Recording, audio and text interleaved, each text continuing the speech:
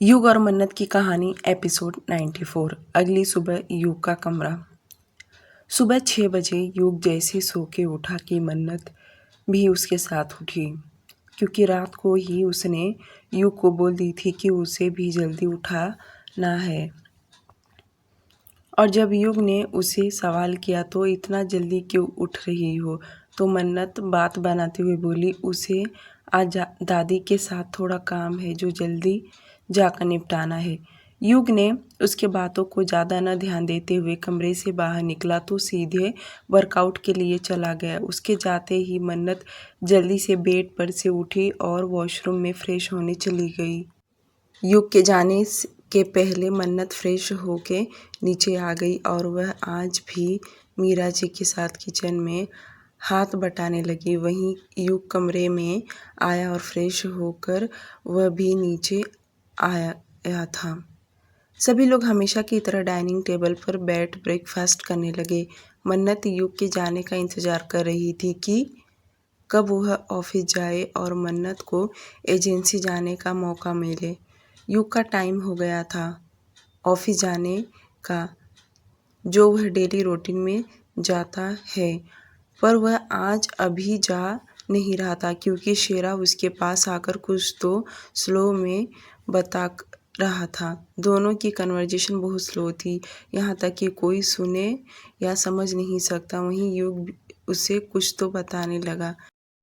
मन्नत बड़े गौर से देख रही थी। उसे कहीं न कहीं डर भी लगने लगा, कहीं शेरा उसके बारे में तो कुछ जाकर नहीं बता रहा। मन्नत मन ही मन खुद से बोली, यह तो बात सिर्फ मुझे ही पता है, अभी तो मैं घर से गई भी नहीं, तो शेरा को कहने से पता चलेगा। मैं तो कुछ ज़्यादा ही सोचने लग जाती हूँ। युग उठा और जाने को हुआ कि फिर से रुक कर कुछ मोबाइल में देखने लगा। आज मन्नत को युग के ऊपर गुस्सा आने लगा। रोज़ तो जल्दी जल्दी भागता है, आज ही क्यों नहीं जल्दी जा रहा। युग, इसके वजह से मुझे लेट हो रहा है। 5 मिनट के बाद ही युग अपना लैपटॉप और पेन ड्राइव लेकर ऑफिस जाने के लिए निकल गया। मन्नत एक बार मेंशन से बाहर निकली और युग की कार को देखी जो अब नहीं थी। फाइनली अब जाकर मन्नत रिलैक्स हुई कि युग ऑफिस चला गया। 15 मिनट के बाद मन्नत मीरा जी से बोली, माँ मुझे मार्केट जाना है। मन्नत ने बड़ी चालाकी से उन्हें समझाया कि उसे कुछ अपनी ज़रूरत की चीज़ें लेना है और वह ड्राइवर के साथ जाकर जल्दी से आ जाएगी। मीरा जी ने भी हाँ कह दिया और ये भी कहा कि जल्दी घर आ जाना। उसने मीरा जी को कुछ पर्सनल चीज़ें लेने का जा रही है ऐसा बताई, जिसकी वजह से मीरा जी ने भी उसे जाने दिया। मन्नत यकीन दिलाना कि वह एकदम जल्दी से आ जाएगी। मन्नत मीरा जी से तब पूछने के लिए गई जब मीरा जी अपने कमरे में अकेली थी। मन्नत नहीं चाहती थी कि काव्या को पता चले, नहीं तो काव्या भी भूलेगी कि उसे भी उसके साथ चलना है। और मन्नत आज काव्या को अपने साथ नहीं ले जाना चाहती थी। वहीं मोनिका की नज़र तो मन्नत पर ही था कि वह आज ज़रूर जाकर रहेगी। और जब मन्नत अपने कमरे में आई तो मोनिका भी उसके पीछे कमरे में आ गई और उससे पूछते हुए बोली, मन्नत क्या आज तुम एजेंसी जाने वाली हो? मोनिका की बातें सुन मन्नत अपना सिर हाँ में हिलाते हुए बोली, हाँ मोनिका, आज जाकर एजेंसी में बात करती हूँ। उन्हें भी तो टाइम लगेगा, इतनी पुरानी रिकॉर्ड निकालना पड़ेगा। पता नहीं 1 हफ्ता लगेगा या 2 हफ्ते या महीने लग जाएंगे। मन्नत की बातें सुन मोनिका बोली, अगर यही काम पुलिस वालों का होता तो वह तुरंत न्यूज़ निकाल कर दे देते। आम इंसान को देने के लिए वह लोग लेट करते हैं, तो तुम उन्हें कुछ विश्वास दे देना जिसकी वजह से वह तुम्हारा काम जल्दी कर दे। मन्नत मोनिका को समझाते हुए बोली, नहीं मोनिका, मैं रिश्वत किसी को नहीं दे सकती हूँ। एक टाइम था कि मैं वहाँ पर जॉब करती थी और मुझे पता है कि हमारे सर बहुत अच्छे हैं, उन्हें वक्त लगेगा पर वह ना नहीं कहेंगे। ज़रूर न्यूज़ का पेन ड्राइव देंगे, पर मैं उन्हें रिश्वत का लालच नहीं दे सकती। थोड़ा वेट करना पड़ेगा पर मुझ कर लूँगी। मोनिका दुख जताते हुए बोली, मैं तुम्हारे साथ आती पर तुम्हें मेरा प्रॉब्लम पता ही है। मैं फ़िलहाल इन सब मैटर में नहीं पड़ना चाहती, नहीं तो युग मुझे छोड़ेगा नहीं। मोनिका जिस तरह से कह रही थी ये सुन मन्नत भी एक टाइम के लिए काँप उठी कि सच में अगर युग को ज़रा भी भनक लगा तो वह पता नहीं क्या करेगा। पर मन्नत भी बहुत ढीठ हो गई थी। वह खुद को रेडी करते हुए मोनिका से बोली, कोई बात नहीं, तुम मत आओ, मैं अकेली चली जाऊंगी और युग को पता नहीं चलेगा। और तुम्हारे सर प्रकाश राव वह कभी भी युग को नहीं बताएंगे, मुझे पता है, वो बहुत अच्छे हैं। मोनिका ने जैसे प्रकाश राव का नाम सुना तो उसे युग और मन्नत की पहली इंसिडेंट याद आ गया कि किस तरह से मन्नत ने युग के बारे में आर्टिकल छाप दी और युग के लाइफ में मन्नत आ टपकी की उसे बीती हुई बातें याद आने लगा। मोनिका मुस्कुराते हुए बोली, ऑल द बेस्ट मन्नत, जाओ जल्दी जाकर बातें कर लो, वरना जितना लेट करोगी उतना लेट हो जाएगा। कुछ प्रॉब्लम हो तो बताना, मैं यहाँ पर हैंडल कर लूँगी। मन्नत भी मुस्कुराते हुए हाँ बोल दी। दोनों सोफे पे बैठी उठी और कमरे से बाहर निकली। मन्नत तो सीधे सीढ़ियों से उतरते हुए नीचे आई और डायरेक्ट मेंशन से बाहर निकली। ड्राइवर कार लेकर खड़ा था। मन्नत बैठकर जल्दी से निकल गई। काव्या अभी अपने कमरे में थी, उसे तो कुछ भी नहीं पता कि मन्नत कहाँ गई। वहीं मोनिका अपने कमरे में आई और बालकनी में से मन्नत को जाता देखी। उसकी कार अब गेट से बाहर निकल गई थी। मोनिका मुस्कुराते हुए खुद से बोली, सारा का सारा किस्सा न्यूज़ एजेंसी से चालू हुआ था और मुझे अब लगता है कि न्यूज़ एजेंसी पे ही ख़त्म हो जाएगा। क्या होगा जब युग को पता चलेगा? मुझे तो देखना है तुम्हारी दुर्दशा मन्नत अग्रवाल। जब से युग का नाम तुम्हारे नाम से जुड़ा है तब से तुम बहुत उड़ रही हो। अब वक्त आ गया है तुम्हारे उड़ते हुए पंख काटने का। मन्नत को ज़्यादा वक्त नहीं लगा एजेंसी पहुंचने के लिए और वह एजेंसी पहुंची कि पुराने जितने भी स्टाफ थे मन्नत को देख मुस्कुराते हुए वेलकम करने लगे। बदले में मन्नत ने भी सभी को हाय हेलो की और बताया कि उसे प्रकाश राव सर से मिलना है। इस वक्त प्रकाश राव अपने कैबिन में बैठे और एक लड़की मन्नत को उनके कैबिन तक लेकर आई। मन्नत यहाँ काम करती थी इसलिए उसकी जान पहचान अच्छी हो गई थी। स्टाफ में कुछ लोग छोड़कर बाकी सभी लोग बहुत अच्छे थे, मिलजुल कर काम किया करते थे। मन्नत प्रकाश राव के कैबिन के बाहर खड़ी हो गई। अंदर से बेल बजा अंदर आने के लिए तो मन्नत कैबिन का दरवाज़ा खोल के अंदर गई। अंदर बैठे प्रकाश राव की नज़र जैसे मन्नत पर गई कि उन्हें वह सारी दुर्घटनाएं याद आने लगा कि किस तरह से युग ने उन्हें किडनैप करके तकलीफ़ दिया था, यहाँ तक कि क्यों उनके एजेंसी और फैमिली को बर्बाद करने का धमकी दे चुका था। प्रकाश राव मन्नत को एकटक देख रहे थे। वहीं मन्नत ने अंदाज़ा लगा लिया कि वह देखकर क्या सोच रहे हैं और वह आगे आते हुए पहले नमस्ते की। उसके नमस्ते करते ही प्रकाश राव अपने होश में आए और अपना चश्मा ठीक करते हुए बोले, मन्नत को बैठने के लिए कहा। मन्नत उनके सामने वाले चेयर पर बैठ गई। प्रकाश राव को मन्नत को देख बुरा लग रहा था क्योंकि उन्हें भी पता था कि युग सनकी टाइप का आशिक है और उसने मन्नत के साथ क्या कुछ नहीं किया। उन्हें युग का डेविल वाला ही साइड देखा था। प्रकाश राव मन्नत की फिक्र करते हुए बोले, और बताओ मन्नत, यहाँ आना कैसे हुआ? और वह तुम्हारा पति, क्या उसे पता है तुम यहाँ आई हो? उसने न जाने तुम्हें कितना तकलीफ देता होगा। तुम कैसे सहन कर रही हो बेटा? मुझे तो सोच कर ही मेरे रोंगटे खड़े हो गए। तुम्हारे इस दर्द का कोई इलाज भी तो नहीं है क्योंकि पुलिस वाले भी तो युग की तरफ से ही है, वह उसका ही सुनते हैं। प्रकाश राव एक ही सांस में इतना कुछ बोल गए। वहीं उनकी बातें सुन मन्नत मुस्कुरा दी। प्रकाश राव मन्नत को अजीब तरह से देखे कि मन्नत मुस्कुरा क्यों रही है। क्या उन्होंने कोई जोक कहा? वह तो उसकी तकलीफ के बारे में ही बोल रहे हैं। और वह अपना चश्मा आंखों से उतारते हुए आगे बोले, क्या हुआ मन्नत, कैसी मैंने कोई गलत थोड़ी ना कहा, जो वही तो बता रहा हूँ। पता नहीं किस किस्म का आदमी है, जल्लाद कहीं का।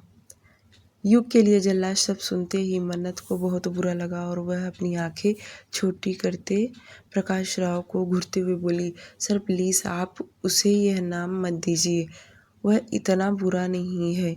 तब मैं उसे जानती नहीं थी, पर अब मैं उसे बहुत अच्छे से जानने लगी हूँ। वह जितना अच्छा है उतना तो मैं नहीं अच्छी हूँ, और मैंने उसके बारे में आर्टिकल छापी, इसलिए वह सामने से मुझ पर वार किया, वरना वह तो किसी के मैटर में पड़ता तक नहीं है। मन्नत युग की तारीफों के पुल बांधती गई और प्रकाश राव उसकी सारी बातें सुनते गए। उन दोनों की करीब कुछ देर तक युग के बारे में बातें होती रही। मन्नत को बहुत कुछ युग के बारे में बताना था, पर उसके पास इस वक्त टाइम नहीं था, इसलिए उसने सीधे मुद्दे वाली बात की कि वह कहाँ किस लिए आई है।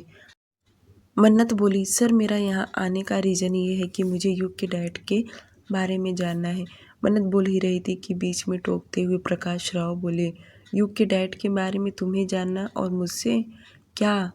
मन्नत तुरंत क्लियर करते हुए बोली, नहीं सर, आप पहले मेरी पूरी बात सुनिए। उनके बारे में किसी को कुछ नहीं पता, शायद अभी आपको भी नहीं पता होगा। अगर आप उनकी न्यूज़ निकालेंगे करीब 30 साल पहले तक का, जाकर पता चलेगा कि युग के पापा ने एक्चुअली करते क्या थे और क्या न्यूज़ थी। मन्नत की बातें सुन प्रकाश राव की आंखें फैल गया और वह अजीब सा चेहरा बनाते हुए बोले, यह तुम क्या कह रही हो? 30 साल पहले का न्यूज़ मिल पाना बहुत मुश्किल है, तब इतनी सुविधा नहीं थी और इतना पुराना इन्फॉर्मेशन मिल पाना नामुमकिन है। मन्नत तुरंत अपने दोनों हाथ जोड़ते हुए रिक्वेस्ट करती बोली, प्लीज़ प्लीज़ सर, ना मत कहिए, आपका तो बहुत ज़्यादा सोर्सेस है। अगर आपके पास इन्फॉर्मेशन नहीं रहा तो ज़रूर इससे बड़ी एजेंसी के पास ये इन्फॉर्मेशन होगा और आपके कहने पर वे लोग दे देंगे। Please please sir. मन्नत और 10 मिनट तक प्रकाश राव से रिक्वेस्ट करती रही। उसको इतना रिक्वेस्ट करता देख प्रकाश राव बोले, ठीक है, पर यह बात इतना जल्दी नहीं हो सकता, मुझे थोड़ा टाइम दो। मुझे सामने वाले न्यूज़ एजेंसी को भी अच्छे से समझाना पड़ेगा, तभी तो वह पूरी डिटेल्स में बता सकता हूँ। प्रकाश राव का हाँ सुनते ही मन्नत चहकते हुए बोले, बिल्कुल सर, आपको जितना टाइम चाहिए आप टाइम ले लीजिए, पर प्लीज़ यह काम कर दीजिए। प्रकाश राव सिर हाँ में हिला दिए। वही मन्नत आगे बोली, अब मुझे यहाँ से चलना होगा, वरना सभी को पता चल जाएगा, और प्लीज़ सर, मैं यहाँ आई थी, ये बात किसी को पता नहीं चलना चाहिए, और किस लिए आई थी ये तो बिल्कुल भी नहीं। उसको विनती करता देख प्रकाश राव बोल पड़े, अरे मैं क्यों किसी को बताने जाऊँगा, मुझे थोड़ी ना अपनी एजेंसी बंद करवाना है, या मन्ने का शौक़ है। मन्नत हाथ जोड़ते हुए चेयर से उठ खड़ी हुई और नमस्ते करके कैबिन से बाहर निकल गई।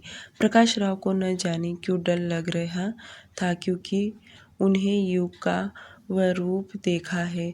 वह कभी भी युग के उलझना नहीं चाहेगा, वरना अंजाम उन्हें पता है आगे जाके क्या होगा। मन्नत बहुत चालाक हो गई थी। उसने ड्राइवर को एक मॉल में जाने के लिए कहा और ड्राइवर तो कार बड़े से पार्किंग एरिया में लगाकर वहीं कार में बैठा रहा। वहीं मन्नत मॉल में जाकर दूसरी ओर से निकल गई और जल्दी से एजेंसी पहुंच गई, क्योंकि एजेंसी से थोड़ी सी दूरी पर मॉल था। क्योंकि मन्नत जानती थी कि ड्राइवर युग का वफादार है, वह युग को ज़रूर बता कर रहेगा, इसलिए मन्नत कार में बैठे बैठे ही प्लान कर ली थी, और वह आज कामयाब भी हो गई। और जल्दी से मॉल के अंदर जाकर उसने अपने लिए ज़रूरत की चीज़ें लिए, जैसे कुछ मेकअप के सामान थे, तो विस्पर, ब्रा, पैंटी, ताकि वह घर जाए तो उस पर कोई उंगली ना उठा सके, इसलिए वह सिर्फ़ और सिर्फ खुद के लिए ही ज़रूरत की चीज़ें लेकर आई। दूसरी तरफ मयंक महेश के कहने पर उसके फ्लैट पहुंच गया, और महेश भी उसके आने का इंतज़ार कर रहा था, और अपने साथ वह उसे मुंबई के बारे में सुनसान इलाके में लेकर गया। इलाका देखकर ही डरावना लग रहा था और पूरा का पूरा माहौल ही गर्म था। यहाँ पर बहुत लोग थे और डरावने टाइप के देख रहे थे। यह देखकर ही समझ में आ रहा था कि ये लोग गुंडे मवालियों का काम करते हैं। महेश ने एक लड़के से पूछा, दादा कहाँ है? बदले में वह लड़का बोला, अंदर तुम्हारा ही इंतजार कर रहा है। महेश मयंक को देखकर एकदम अंदर गया, जहाँ पर कुछ लड़के हाथ पीछे किए खड़े थे। मयंक को यहाँ पर माहौल देख बहुत अजीब लगने लगा। उसे अंदर से अच्छी वाइब्स नहीं आ रहा था। न जाने क्यों वह मन ही मन घबरा रहा था कि आकर कहीं सब कुछ अच्छा करने के चक्कर में सब कुछ गड़बड़ ना हो जाए। कहीं ना कहीं उसके मन में डर सताने लगा। वे दोनों एक 40 साल के आदमी के पास पहुँचे। महेश वहाँ जाते ही उस आदमी को नमस्ते करते बोला, रघु दादा, आपको संदेश तो मिल गया होगा कि मैं आने वाला हूँ। यह मेरा दोस्त है, इसे आपकी मदद चाहिए। रघु अपनी नज़र उठाकर मयंक की तरफ देखा। मयंक ने भी झुककर उसे नमस्ते किया। बदले में रघु कुछ बोला नहीं और उसे बड़े गौर से देखते हुए कड़क आवाज़ में बोला, बोल जल्दी, क्या काम करवाना है? मयंक अपना मोबाइल जेब से निकाला और पीहू का फ़ोटो दिखाते हुए बोला, मुझे ये लड़की चाहिए। और भी फ़ोटो दिखाया जिसमें पीहू के पापा और उसकी मम्मी, उन तीनों का फ़ोटो रघु को दिया और देते हुए ये भी कहा, इसके लिए तुम्हें जितने पैसे चाहिए मैं देने के लिए तैयार हूँ। मुझे एकदम कंफर्म इन्फॉर्मेशन चाहिए कि ये लोग है कहाँ, और जितना जल्दी आप करेंगे उतना ही मेरे लिए फ़ायदा रहेगा। रघु उसके हाथ से मोबाइल ले फ़ोटो देखते हुए बोला, लगता है प्यार मोहब्बत का चक्कर है। कोई बात नहीं, हो जाएगा तेरा काम, और पैसे तब लेता हूँ जब काम करके देता हूँ, उसके पहले नहीं। ये सुनते ही मयंक मुस्कुरा दिया। उसे न जाने क्यों बहुत अच्छा लगा कि जब तक काम नहीं होगा तब तक वह लोग पैसे नहीं लेंगे। थोड़ी देर तक मयंक और महेश रघु से बातें किया। उसके बाद वे दोनों वहाँ से निकल पड़े। उन दोनों के जाते ही रघु फ़ोटो को ध्यान से देखने लगा और खुद से बात करते हुए बोला, कहाँ मिलेगी यह लड़की? चलो काम पर लग जाओ। उसने अपने गैंग को आगे बुलाया और उनमें सभी के मोबाइल पर वह फ़ोटो भेज दिया और उन लोगों से कहा, काम पर लग जाओ। दूसरी तरफ बजाज मेंशन शाम का वक्त। मन्नत को कब का घर आ गई थी और किसी को उस पर शक भी नहीं हुआ। मन्नत जानबूझकर घर के काम पर कर रही थी ताकि उस पर किसी की नज़र ना जाए। देखते देखते रात हो गया। रात के लिए डिनर बन रहा था और मन्नत मीरा जी के साथ किचन में खाने में लग गई। बहुत सारा पकवान बन रहे थे जिसके वजह से उन सास बहू को करीब 2 घंटे लग गए। उन्होंने बहुत कुछ खाने में अलग अलग पकवान बनाया था। थोड़ी देर के बाद युग और राहुल भी मेंशन के अंदर दाखिल हुए और वह दोनों अपने कमरे में गए और थोड़ी देर बाद फ्रेश होकर नीचे आए। सभी लोग नीचे उन दोनों का इंतज़ार कर रहे थे और वे दोनों टाइम पर ही आ पहुँचे। अब सब लोग खाना खाने बैठ गए। कुछ देर बाद सभी लोग खाना भी खा लिया। अब धीरे धीरे ठंडी का मौसम चालू हो गया था। सभी लोग लिविंग एरिया में बैठ गए, यहाँ तक कि आज दादी भी बैठी थी। सभी लोग गॉसिप करने में बिजी थे। देखते देखते आधे घंटे बीत गया। अब दादी के कमरे में जाने के लिए उठी और उनके साथ मीरा जी भी उठकर चली गई। वहीं मोनिका उठकर कब का अपने कमरे में चली गई थी। राहुल भी उठा अपने कमरे में जाने लगा। धीरे धीरे एक एक करके सभी लोग जाने लगे। तभी मीरा जी को सर्वेंट रोमा ने बुला लिया।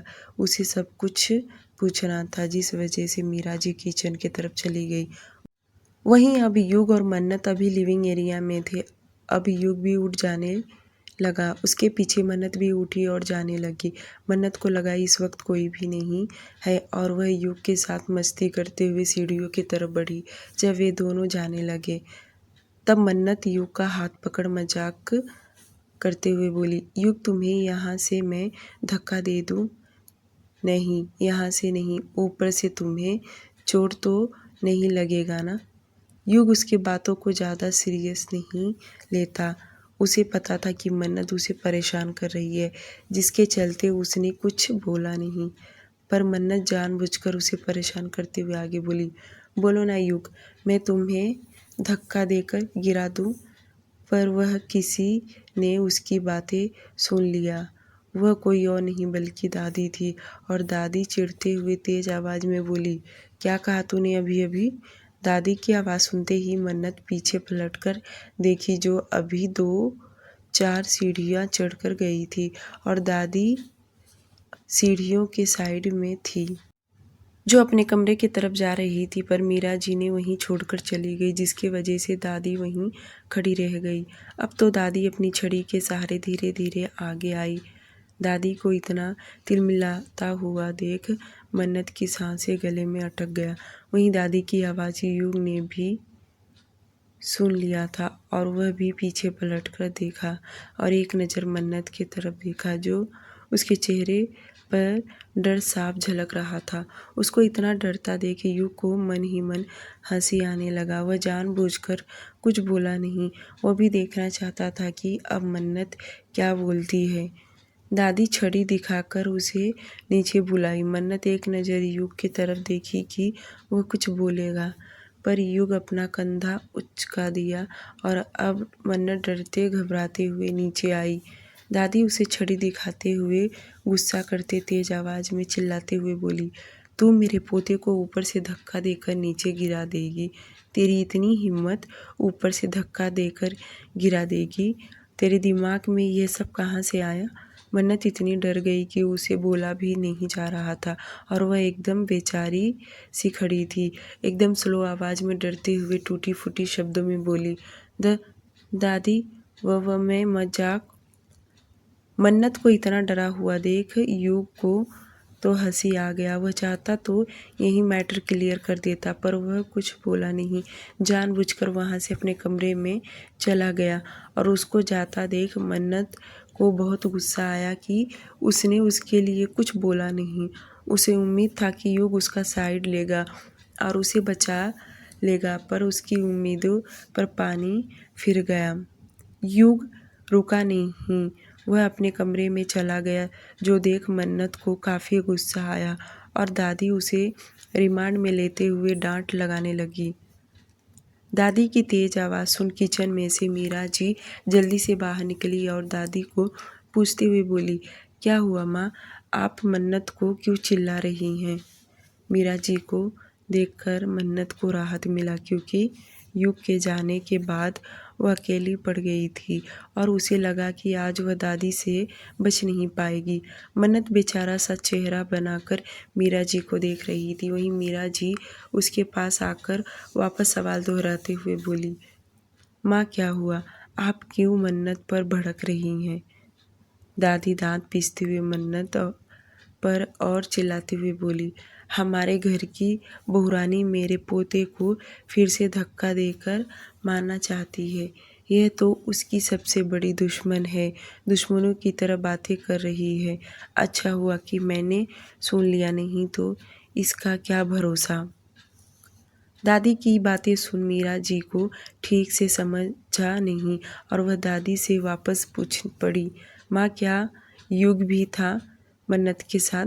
दादी अपना चश्मा ठीक करते हुए उसी लहजे में बोली, हाँ वो भी था। उसने तो इसे कुछ बोला नहीं, सिर पर चढ़ा के रखा है, और जब मैं इसे बोलना चालू की तो पतली गली से निकल गया। अब दादी की बातें सुन मीरा जी मुस्कुराते हुए दादी से बोली, माँ बच्चे हैं, मजाक किया रहेगा।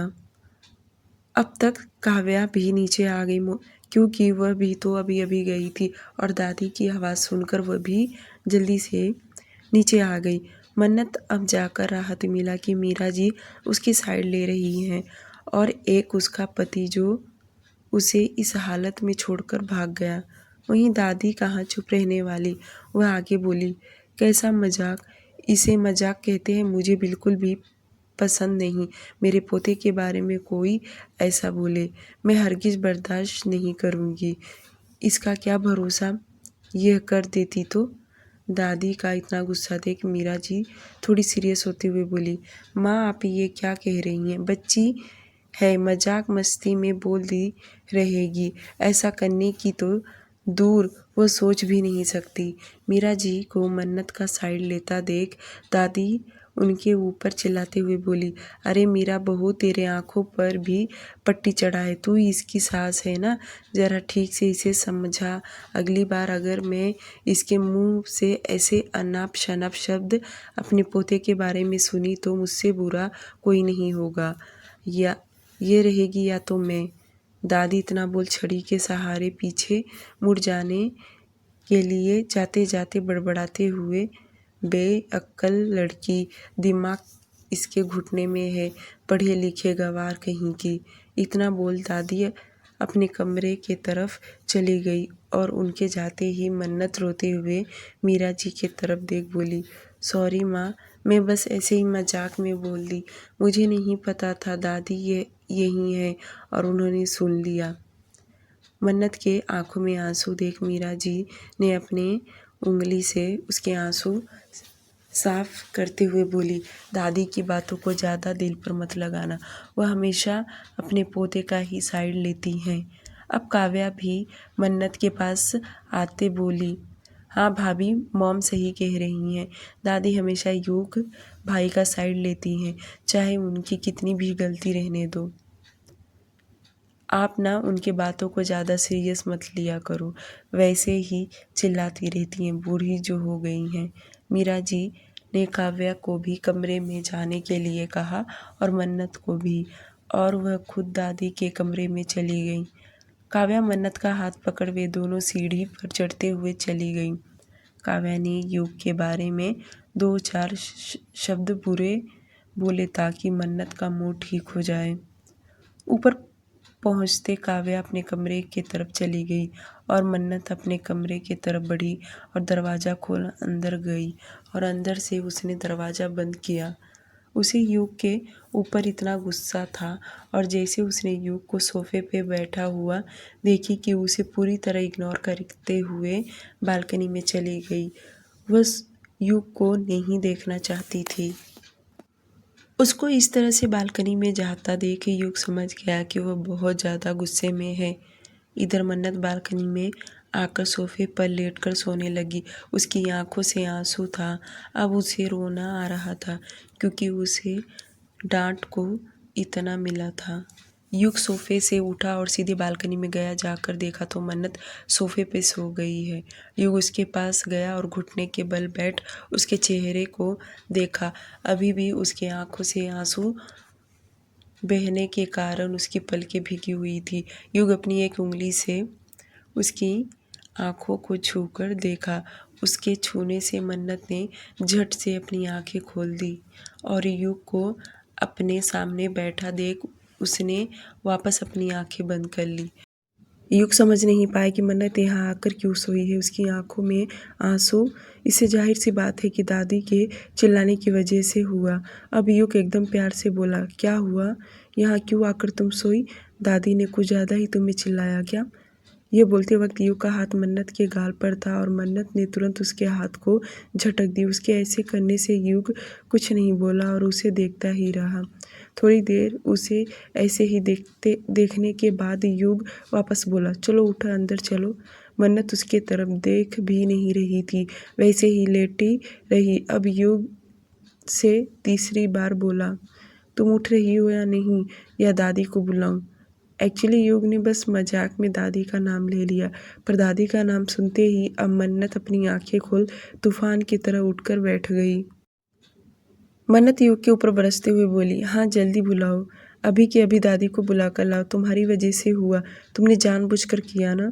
मन्नत का ऐसा बोलना युग अपनी आईब्रो से उड़ा लिया। वहीं मन्नत का बोलना कम नहीं हुआ, वह आगे बोली, उठो ना, अब क्यों बैठे हो, जाओ अभी बुलाकर लेकर आओ उन्हें भी, अभी तक ठंडक नहीं मिला रहेगा ना तुम्हें, और देखने में मज़ा आएगा जब वह मुझे चिल्लाएंगी। मन्नत की नाराज़गी के युग साफ देख सकता था और अपनी आंखें बंद कर लिया और राइट हैंड से अपने माथे को फेरने लगा। मन्नत रो तो नहीं रही थी पर उसकी आंखों में आंसू थे। उसको इतना नाराज देख युग आगे बोला, अच्छा ठीक है, अब उठो और अंदर चलो। दादी की बातें को इतना ज़्यादा सीरियस मत लिया करो, वैसे ही बोल दिया करती हैं। मन्नत रुआंसी आवाज़ में बोली, मुझे दादी की बातों का बुरा नहीं लगा, मुझे सबसे ज़्यादा तुम पर गुस्सा आ रहा है। तुमने क्यों कुछ बोला नहीं? तुम वहाँ से भागकर चले आए क्योंकि तुम चाहते थे कि दादी मुझे डांटे, सुनाए, चिल्लाए। युग समझ गया कि मन्नत को किस बात का ज़्यादा तकलीफ हुआ है और वह उसे समझाते हुए बोला, अगर मैं वहाँ और रुकता तो दादी और भी तुम्हें चिल्लाती, इसलिए मैं वहाँ रुका नहीं। युग की बातें सुन मन्नत को और भी गुस्सा आ रहा था और वह चिढ़ते हुए बोली, क्या मतलब कि दादी को और चिल्लाती? अगर तुम रुकते, तुम खुद उन्हें बताते कि मैंने बस मजाक में बोली तो दादी कुछ नहीं बोलती। पर नहीं, क्या तुम्हें पता है दादी ने मुझे क्या क्या नहीं बोला? बेवकूफ़, बेअक्ल, मेरा दिमाग घुटने में है, मैं अनपढ़, गंवार, सब बोल रही थी सिर्फ तुम्हारी वजह से। युग मन्नत के मुंह से लास्ट वाली लाइन सुन कर युग को सच में हंसी आ गया था, पर उसे पता था कि अगर वह हंसा तो मन्नत आज पूरी रात खराब कर देगी। पर उसे हंसी कंट्रोल भी नहीं कर पा रही थी। बड़ी मुश्किल से उसने अपने आप को कंट्रोल किया और उसे समझाते हुए आगे बोला, अगर मैं वहाँ रुकता भी तो क्या बोलता? तुम ही बताओ, मैं दादी के साथ आर्ग्यूमेंट करता? मैं उनके साथ बहस नहीं कर सकता हूँ। दादी अगर एक बात को लेकर बैठ गई तो जल्दी छोड़ती नहीं है, और तो और मुझे भी तुम्हारी वजह से छड़ी से मारती। अब तो मन्नत और भी भड़क गई और अपने दोनों हाथ से अपनी आंखों को मसलते आगे बोली, अगर तुम्हें डांट पड़ता तो मेरे लिए अच्छा होता। दादी तुम्हें कभी नहीं चिल्लाती युग, और अगर डांटती तो क्या फ़र्क पड़ता? तुम थोड़ा तो डांट सुन लेते ना। तुम कह सकते ना कि वह सिर्फ मजाक कर रही है, पर नहीं, तुम वहाँ से भागे। युग को समझ गया कि मन्नत ने क्या उम्मीद लगा रखी थी, पर अब वह क्या कर सकता? उसे भी पता है दादी के आगे किसकी नहीं चलती, यहाँ तक कि उसका भी नहीं चलता। उल्टा दादी उसे ही छड़ी से मारने लगती है। युग वापस बड़े प्यार से बोला, तुमने धक्का देने की बात बोली ना, इसलिए दादी को बुरा लगा, बाकी कुछ नहीं। अब दादी की बातों को छोड़ दो, इतना मन पर मत लगाओ। वह तो मुझे भी कितना सुनाती रहती हैं, मैं तो कभी कभार उनके बातों में जवाब नहीं देता। अब मन्नत चिढ़ते हुए बोली, मुझे दादी की बातों से फ़र्क नहीं पड़ रहा। युग, तुम वहाँ से भागे क्यों? तुमने एक बार भी मेरा साइड नहीं लिया। अब युग मन्नत के हाथ पकड़ के उसे समझाते हुए बोला, क्या बोले जा रही हो? तुम्हारा साइड नहीं लिया? कैसा साइड लेना चाहिए था तुम्हारा? तुम्हारा कहने का मतलब यही है ना कि मैं दादी के साथ आर्ग्यूमेंट करूं? यही ना? पर सॉरी, मैं नहीं कर सकता। छोटी सी बात के लिए अब तुम बच्चों की तरह हरकतें कर रही हो। मन्नत एकदम शांत हो गया और अपना चेहरा दूसरी ओर फेर लिया। मुझे नहीं आना अंदर, मैं यहीं ठीक हूँ, तुम जाओ यहाँ से।